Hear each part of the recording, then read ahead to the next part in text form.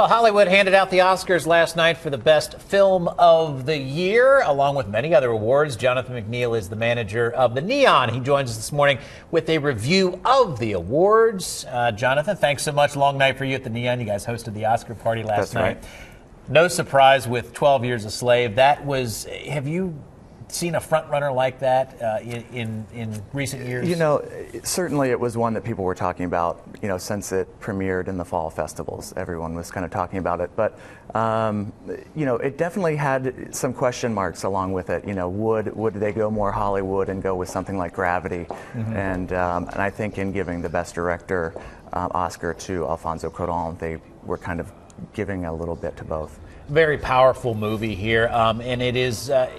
It affects you emotionally when you see it, and when you first saw it, you knew right away. I knew right away. I got to see it at the Toronto Film Festival back in September with the whole cast and crew present, and that was a pretty special screening, and I knew immediately it would be up for Best Picture. If there was one that was going to challenge, it would be Gravity, but the director won for that. So that's they right. kind of spread the wealth there, in a sense. Right. A big Hollywood film and a very kind of, you know, even though 12 Years a Slave is a big film, it's still very much an indie. Your predictions, by the way, last week were right on. You got the movie right, you got the actor right. Matthew McConaughey for Dallas Buyers Club.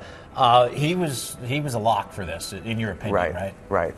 And, you know, I think there were other great performances, though. I mean, 12 Years a Slave, I mean, that's such an amazing performance.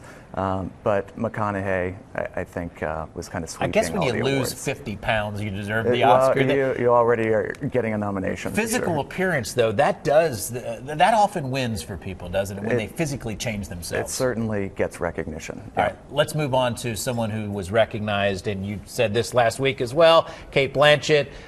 In Blue Jasmine, when you first saw this, you immediately knew as well. When I saw that this spring, actually, or spring last year, I knew she was incredible.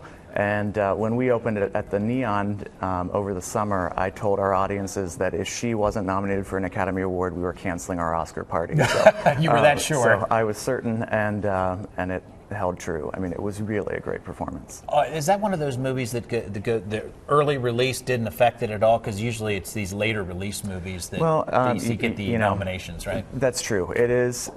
There is some strategy involved with placement for release as to getting more recognition, but that was one that people just remembered all year. All right, Jonathan, thanks so much. All right, thank you. We appreciate it.